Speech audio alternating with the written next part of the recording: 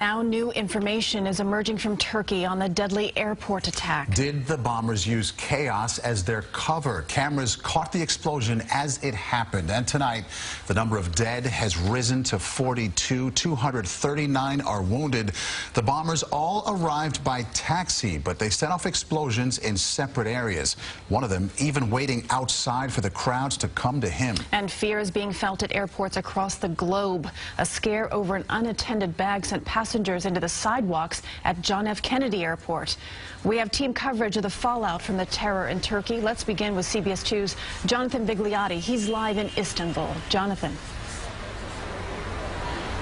Christine and Maurice, we're standing outside the arrival hall to this airport where just over 24 hours ago that attack took place, and where 24 hours later today you can see just how busy it is. Business here, surprisingly, is getting back to normal. Still, though, clear signs of what unfolded here yesterday. Shattered windows and bullets through glass here. All of this as we're learning more about the coordinated attack that played out.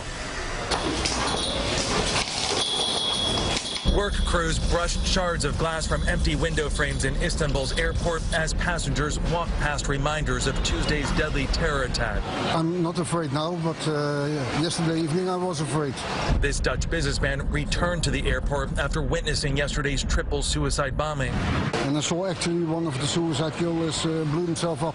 Turkey's government is blaming the attack on ISIS, although the Islamic State group has not claimed responsibility.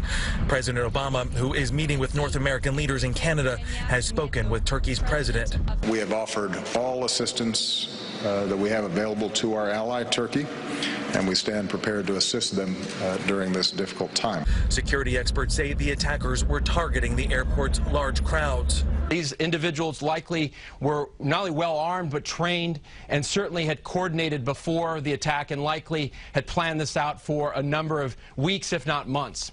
Airports around the world increased security in response to the attack. And this is the 14th terrorist attack to take place in Turkey this last year. Turkey has long been seen as a safe haven in the Middle East. That image, though, clearly changing tonight. Maurice and Christine. Jonathan, you mentioned that ISIS has not claimed responsibility for this attack, yet Turkish officials feel as though they are in fact behind it. Why is that?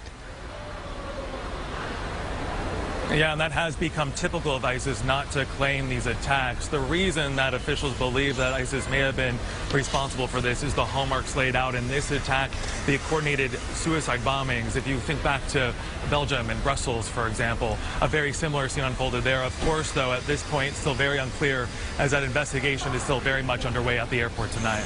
Okay, Jonathan Vigliotti live for us tonight in Istanbul. Thank you.